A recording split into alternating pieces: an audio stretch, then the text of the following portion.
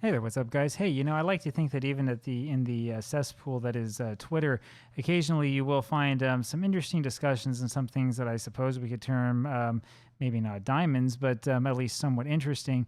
And there's one that came up a little while ago. So I was over on Twitter just probably a couple days ago. This will give you an idea of about what time I'm recording this, and came across this tweet by Roger Clemens. And yeah, it is that Roger Clemens asking, how can we grow and adapt the sport of baseball for the next generation? Now, you can see here, this is the reason why having any discussion on Twitter is a waste of time. You get people like David over here saying, before we get to that, why did you throw the bat at Piazza? Right. Thank you very much for your positive and very useful contribution to the subject, which is actually a subject that some of us are kind of interested in. I think it's a pretty good question, right? What do you think we could do? What could we do to try to make the sport of baseball more palatable to the next generation? I'll tell you that I definitely don't know because my children don't really watch or follow the sport at all. It might seem kind of odd to you. It's a little bit odd to me since I've been a fan of the sport since I was very, very small. But the truth of the matter is that, my children not only do not watch the sport or any organized American sport, they really don't have a lot of incentive to do so. I don't think any of their friends are very interested in this. My daughter will complain about going to PE class and having to listen to what she terms as the obnoxious boys who will, whenever they're doing sports, who will talk about their favorite sports team or who will, make some really loud and rude and obnoxious, reference to something or whatever. It's kind of a it's kind of an odd phenomenon, I guess, where you still have a certain number of young people who are interested in sports, I'm assuming mostly because of the influence of their parents. And at the same time, you also have what I think is quickly becoming the vast majority of young people who see it as a pointless exercise, mostly in futility, and are wondering why in the world they would care about what a bunch of guys dressed up in funny-looking costumes do and why there's any community connection to the sport itself. And I mean, I think that sort of disconnect between like the place you grew up in and the sports that exist is a big part of the problem. We've talked a little bit before about some of the problems that baseball faces, and we'll talk more about in the future, especially stuff like the decrease of popularity of the sport on television. I'm not just talking about television ratings going down. I'm talking about the companies that are paying for these regional sports networks having no money. I'm talking about cable television itself collapsing, and that forced payment obfuscated system finally starting to die out. I don't think it will die out completely, but it's going to get hurt to the point where you're not going to be able to see the hundreds of millions of dollars flowing into these leagues the way that you see it now. That's going to definitely start to diminish as I'd say as time goes on, it's already started to diminish. And so it's definitely sort of a sign of the times. Now, would the sport be more popular if people could watch it? I don't know. It's possible that it could be, possible that it might not be. I will say, though, that baseball is the sort of sport that you kind of have to play and you have to experience. I would say you really have to experience live to truly appreciate and to truly become interested in, right? There are aspects of baseball that just simply don't translate over to the television screen. We tend to forget about that, right? I grew up in the era of the center field shot. There's a good book out there that McFarland published about 15 years ago or so about that and about the history of baseball and television. If you go back far enough, there was really no such thing as the center field shot. And for a good amount of time in baseball's history, you would think that you would want a shot from the press box so you could see the entirety of the field from a single camera angle. In fact, to this day, I haven't played it yet on camera, but when I play OOTP, I don't like to have the pitcher camera be behind the shoulder of the pitcher the way that you see on television. I prefer to have something that makes me think I'm sitting maybe 5 or 6 rows up right behind home plate, where I have actually sat before, not at major league games, but at minor league games, right? Because you get a great panoramic view of the entire stadium. Unless you're in the kingdom, that's another question, another problem. You get a great view of the entire stadium. You can see how the fielders are lined up, how things are arranged, And then, at least in OOTP, I like to follow that camera angle as the play develops, because it's just like you're sitting there watching it happen in front of you. I love it. I love watching the players run. I love watching players go to back each other up. I like watching the guys run around the bases. That, for me, really is kind of the essence of the sport. That's the thing that makes it so interesting and so much fun.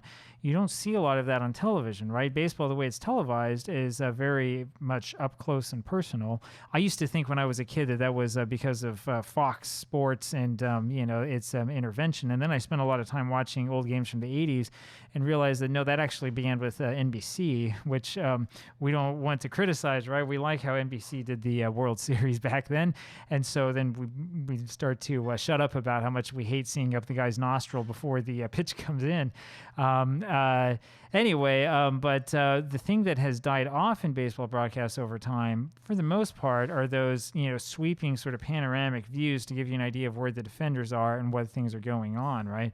I can't remember who said this, but the saying is that baseball is only boring to people who have boring minds.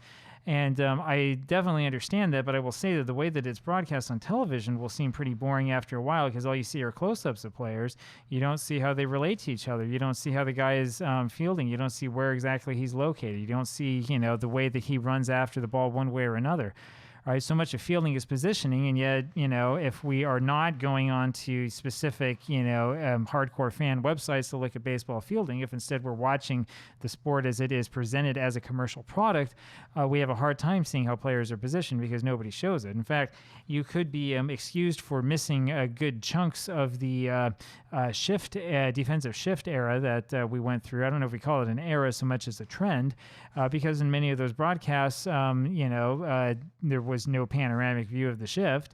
It just sort of happened, and if you were lucky, your broadcaster told you about it. If you were unlucky, the guy wasn't talking about the game anyway. So it's kind of a difficult thing to get into. You have all this strategy going on, all this inside stuff happening, and yet nobody will talk about it.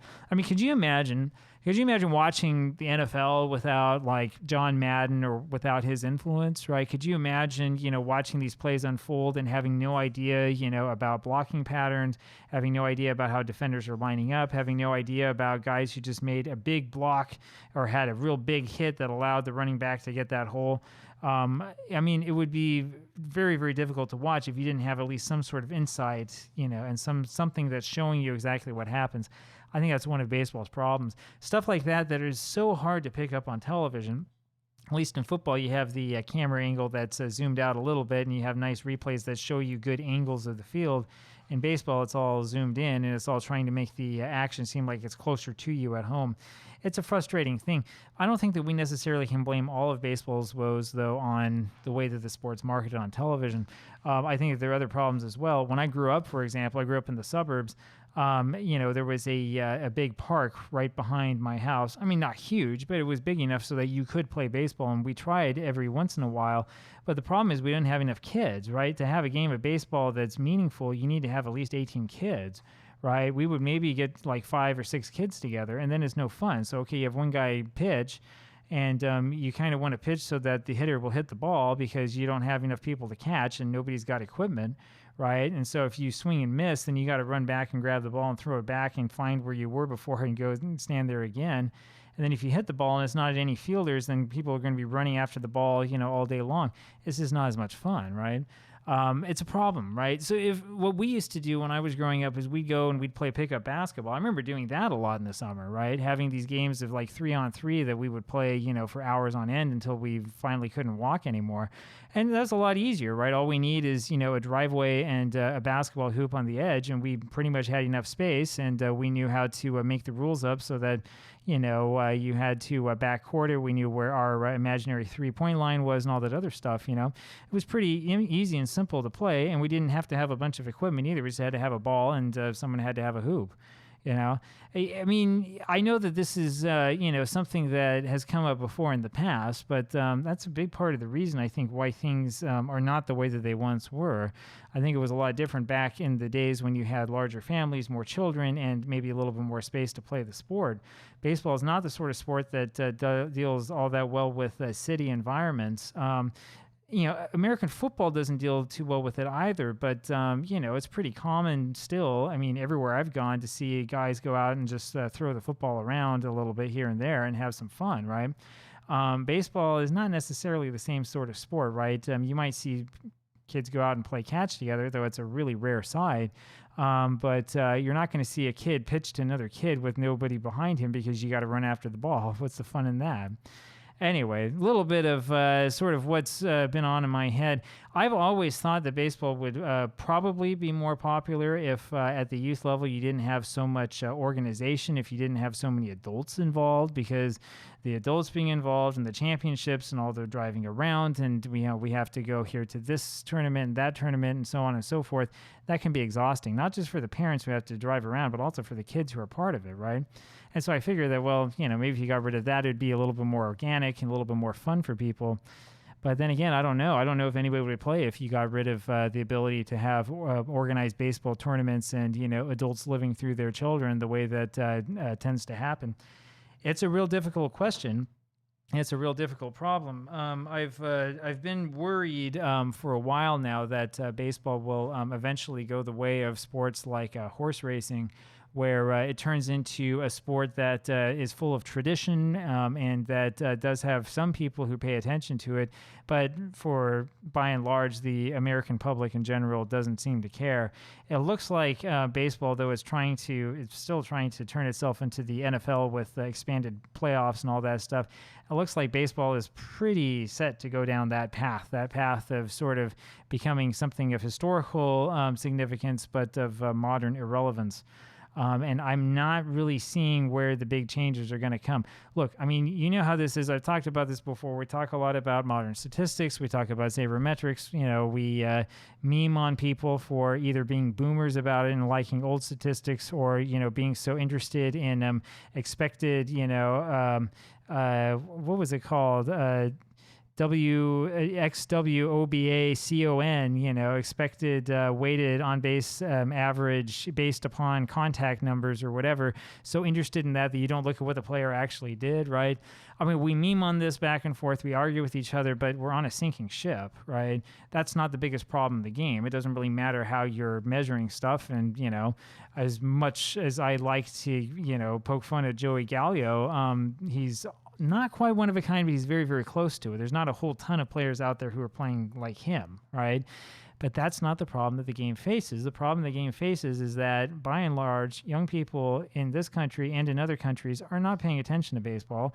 They're not watching it. They don't really know the teams. They don't know many of the players. There's not good name recognition. The networks that are broadcasting the game are going out of business. And that nice money pot that Bud Selig set up, the endless supply of money, is going to start running out soon. And I don't see any way around it, right? Look, baseball as a spectator is a lot of fun if you go to the stadium, but the fun is diminished when the tickets cost $50 each, and then you paid another $50 for parking, and then when you finally were able to get to the parking spot, you end up walking in like in the middle of the second inning. That happened to us. That was the last game we went to. I went to with the kids, right? I mean, we spent just to get in about $300, not counting the cost of food and everything else in the inside. And it was a hot, July day in Washington, D.C. I mean, who wants to sit around outside when it's 95 degrees with 100% humidity, right? That's the other problem I think that baseball runs into, right? The glory and the beauty of baseball really can only be appreciated by watching it live, and hopefully by watching it live when it's played at a pace that doesn't lull you to sleep. And yet watching it live is a very, very challenging thing to afford and to get into, right? The days, of course, are long gone when a kid could save up some money and go over to the park on the streetcar, right? It's a much different era that we live in, and frankly, I don't see how we're going to get it back.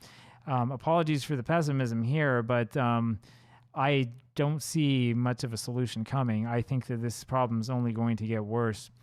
Maybe things would have been better if in the 1990s we had decided to clamp down on the ever-increasing length of games as we're doing today, try to get the pace up a little bit.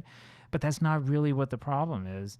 The problem is getting young people to care about the sport, and they are not caring in record numbers. Anyway, there you have it for today. I'll talk with you again tomorrow. Bye-bye.